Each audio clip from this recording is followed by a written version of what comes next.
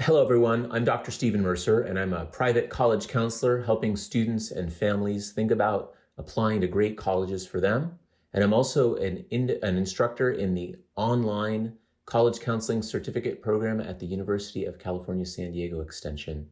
And today I want to talk to you about 4 important questions to ask when you're thinking about where to apply to college. Now, there's lots of questions that you might want to ask, but I consider these to be the 4 most fundamental. And in many ways, they're very simple, but sometimes the answer is more complicated. So the first question to ask is, do you want a big school or a small school?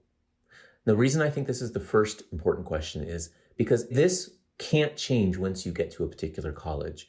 If you know that you really wanted a big school experience and you wind up enrolling at a small school, that really can't change once you get there. A small school can't become big, and vice versa, a big school can't become small. Now, the question is how do you know a school is big or how do you know a college is small? Well, it's really a matter of the student population.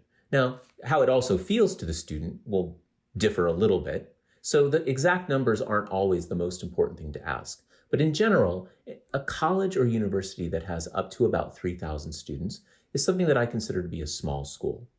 And a college that has around 10,000 or more students is unquestionably, in my opinion, a large school. And of course, there's some middle ground too. There's the medium-sized school, which could be somewhere between 3,000 and 10. Now, a nice compromise sometimes for some students is to say, I want a medium-sized school. But the essential question is what is the educational experience that you're looking for in and out of the classroom? Now, answering this question is something that I think takes time.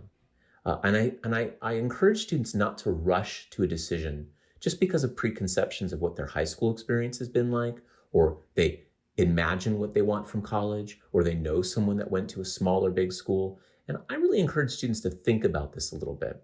One of the things that I'd encourage students to do is avoid the prejudgment that because they go to a small or large high school, they know what a small or large college might be feeling like. I've had many students say, I go to a large high school and I like it, it's exciting, and I couldn't possibly go to a small college because it'd be the opposite, it'd be boring and quiet. And that's an example that I'd encourage a student to think about a little bit more carefully. Because in my opinion, there's not a clear correlation between the size of a high school experience to the size of a college experience.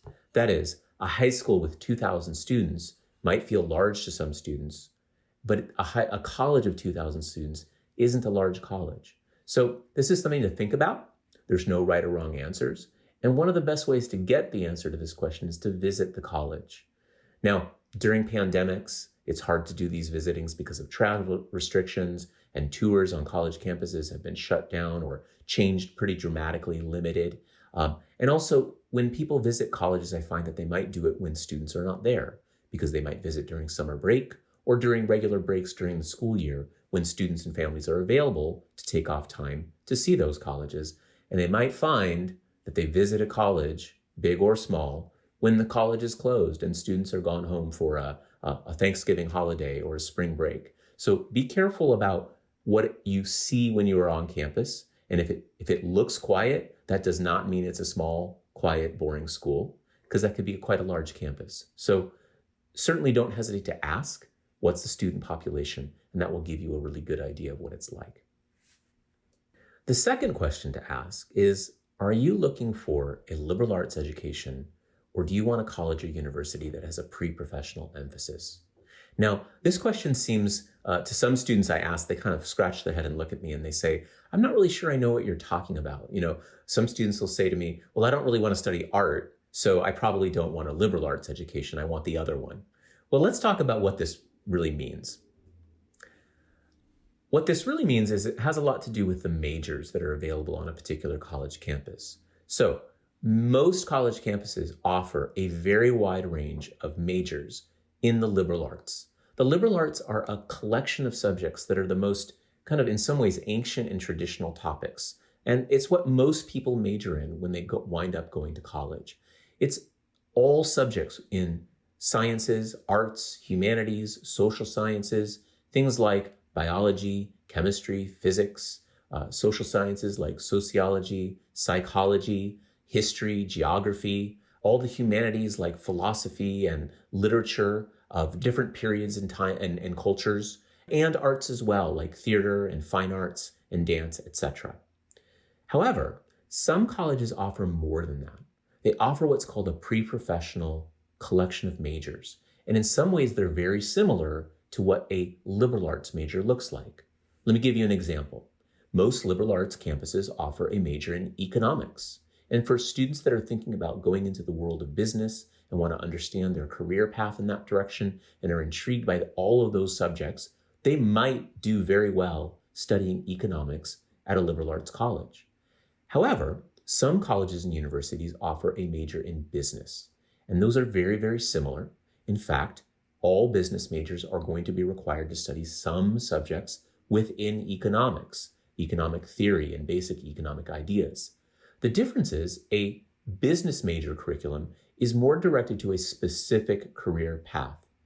And that's similar between lots of pre-professional majors, and they're, in many ways, they're liberal art component or partner majors. So for example, physics is a great liberal arts major that many students consider. Engineering is the pre-professional emphasis that might flow out of physics, where physics is a required subject for all engineering majors. Majors within communications and journalism might very well rely quite a bit on writing and analysis of text that you'd study in lots of different liberal arts majors. But again, it's directed towards more specific career paths. The same goes with conservatory style arts, as opposed to some of the other types of arts majors that might be considered a liberal arts major. More conservatory style arts are those that require auditions, they're more intense, and they focus your college education almost exclusively on coursework related to that particular art form, whereas a liberal arts art major would give you a wide variety of things to study, room to double major, minor, and just take lots of electives.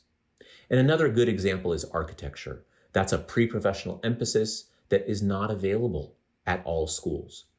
The reason this is important is that the quality of the collection of majors, the types of majors that the school offers, says a lot about the educational experience that you might be getting. And for those students that are thinking very seriously about a certain pre-professional direction in their career path, and they've really thought about it a lot in high school already, may find themselves disappointed if they go to strictly a college that offers only liberal arts majors. Now, that's not to say that those are bad majors. Those are great ways to get a college education that offer tremendous benefits. So this is just a personal choice and something that all students should be thinking about. So the third question is the college focused on students? And this is another question where students I ask this of sometimes scratch their head and look at me and say, well, of course, aren't all colleges focused on students? And the real question I'm trying to ask is, to the student and to the family, how important is a deep focus on individual students to you in your education? So let's back up and talk about why that differs at various colleges. In general, universities and colleges in the United States are based on a foundation of 3 pillars, right? They provide education. That might seem obvious. They conduct research, and they serve.